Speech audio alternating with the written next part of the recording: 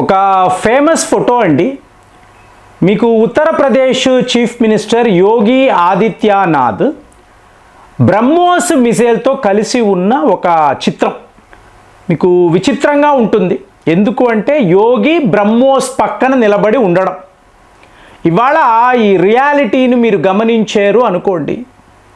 నిన్న అమెరికాకు సంబంధించిన మీకు ఉన్నత అధికారులు ఢిల్లీ వస్తున్నప్పుడు ఎటు చూసినా కూడా హడావిడి.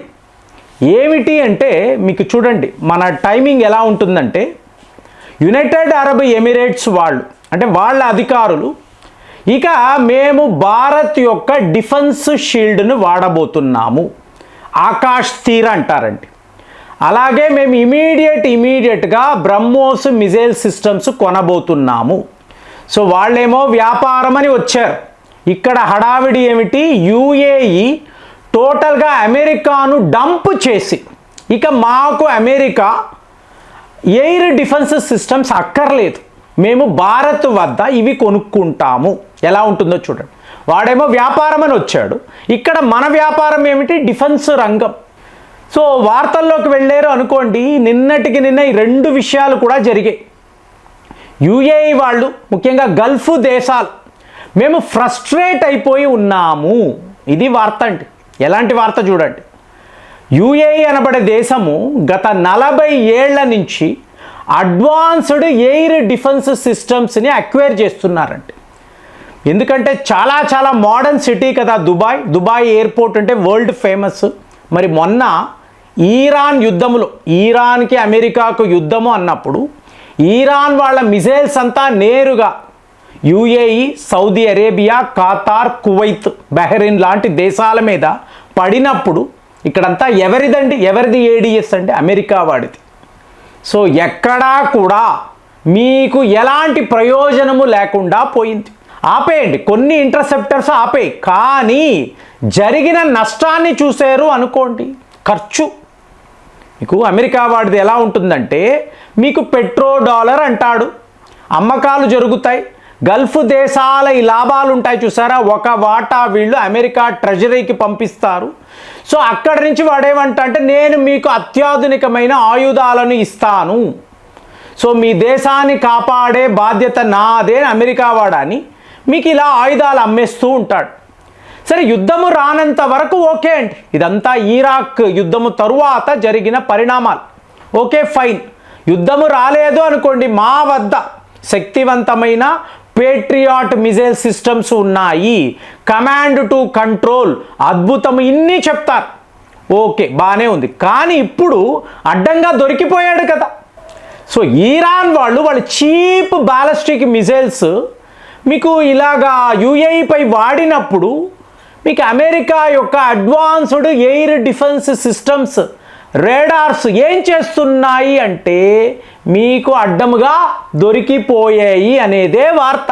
చూడండి ఫ్రెండ్స్, మీకు గత 5 ఏళ్ల నుంచి గమనించండి, రష్యా యుక్రెయిన్ యుద్ధం.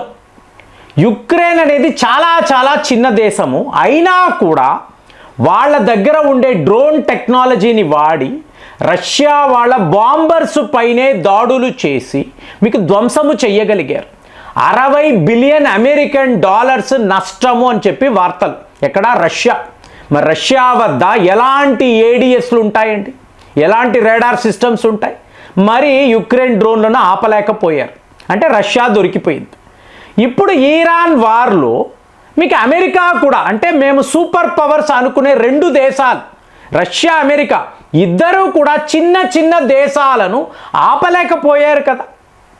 మరి చైనా అన్నారు అనుకోండి, ఆపరేషన్ సింధూర్లో వాడి ఫేమస్ PL-15 అంటే J-20 లాంటి మోస్ట్ అడ్వాన్స్డ్ ఫైటర్ జెట్స్, అందులో మేము PL-15 లాంటి అడ్వాన్స్డ్ మిజైల్ సిస్టమ్స్ను డిప్లాయ్ చేసాము, తిరుగు ఉండదు అని చెప్పుకున్నారు. వాళ్ళు కూడా దొరికిపోయారు కదా. రష్యా, అమెరికా, చైనా ముగ్గురు కూడా ప్రపంచ దేశాల ముందు వాళ్ళ వద్ద ఎలాంటి అడ్వాన్స్డ్ వెపన్స్ ఉన్నాయో చూపించారు.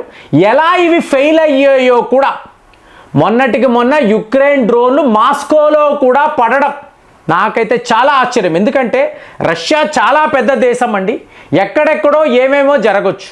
కానీ వాళ్ళ రాజధాని మాస్కో మీదే యుక్రెయిన్ డ్రోన్లు వచ్చి పడ్డాయి అంటే మనం ఏం మాట్లాడాలి?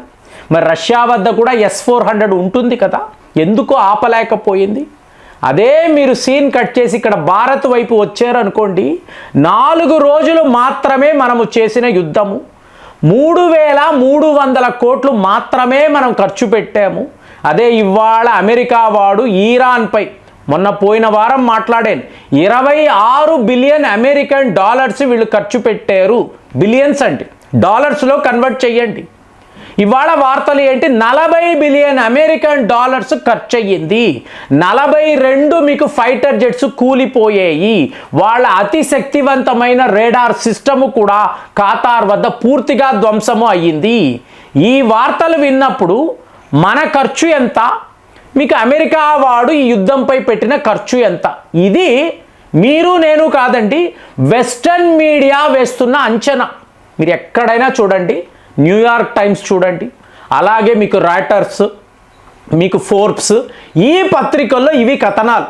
గల్ఫ్ దేశాలు ఫ్రస్ట్రేట్ అయిపోయి ఇన్ని వేల కోట్లు లక్షల కోట్లు తీసుకొని నువ్వు మమ్మల్ని కాపాడలేకపోయావు కదా. నీ ఫేమస్ పేట్రియాట్ మిజైల్ సిస్టమ్ మొన్నటికి మొన్న UAE వాళ్ళు తాడు కూడా కొన్నారండి. చూడండి, ఇవంతా మనకు అమ్మాలి అని అమెరికా వాడు ప్రయత్నాలు చేశాడు. ఇవాళ వార్తలు ఏంటో చెప్పమంటారా? Famous military complex of America F-35 విమానాలు యుద్ధాలకు పనికిరావు అని చెప్పి వాళ్ళు వార్తలు మీకు పబ్లిష్ చేస్తున్నారు. ఈ F-35 కూడా మనకు అమ్మాలని చూశారు, తాడు కూడా అమ్మాలి అని చూశారు, మనం కొనలేదు. సో దాంతో ఇవాళ మీకు పరిస్థితి ఏమిటి అంటే, 4th ప్లేస్లో ఉండే భారత్ అంటే 5 ఏళ్లలో డిఫెన్స్ ఎక్స్పోర్ట్స్లో మీరు ఏ లెవెల్కి వెళ్ళిపోయారు అంటే, అబేబేబే రష్యా కాదు, అమెరికా కాదు, చైనా కాదు, భారత్ వద్ద అద్భుతమైన అస్త్రాలు. అంటే వినడానికే నవ్వు వస్తుంది. ఇది ఎలా జరిగింది? ఇదేమైనా మిరాకిల్? అదే అంటున్నా, ఒక యోగి బ్రహ్మోసు పక్కన నిలబడిన ఫోటో. ఆశ్చర్యంగా ఉంది, కానీ జరిగింది. నిన్నటికి నిన్న UAE ప్రతినిధులు వచ్చి మాకు ఇలా ఆకాష్ తీర్ కావాలి. ఆకాష్ తీర్ అంటే ఏంటండి? ఒక షీల్డ్ అన్నమాట, రక్షణ కవచం. మరి ఇది మనం ఎలా చేయగలిగేమనేది టాప్ సీక్రెట్ అండి. ఇవాళ మీరు భారత్లో పరిస్థితులు చూశారనుకోండి, కొంతమంది యువకులు ఎటువంటి బాధ్యత లేకుండా ఎప్పుడు ఈ పబ్బుల చుట్టూ తిరుగుతూ తాగుతూ తందనాలు వేస్తూ జీవితం మీద ఒక గోల్ అనేదే లేకుండా బతుకుతున్నారు. ఇంకొక వైపు చూశారు అనుకోండి, స్టార్టప్ కంపెనీస్ వీళ్ళు మన డిఫెన్స్ రంగంలోకి వెళ్ళి DRDOని అప్రోచ్ అయ్యి, చూడండి మా ప్రాజెక్ట్ ఇది, మా ప్రోటోటైప్ ఇలా పనిచేస్తుంది, ఇది ఖచ్చితంగా ఇండియన్ మిలిటరీకి ఉపయోగపడుతుందంటే వాళ్ళను మనం ఎంగేజ్ చేసాం.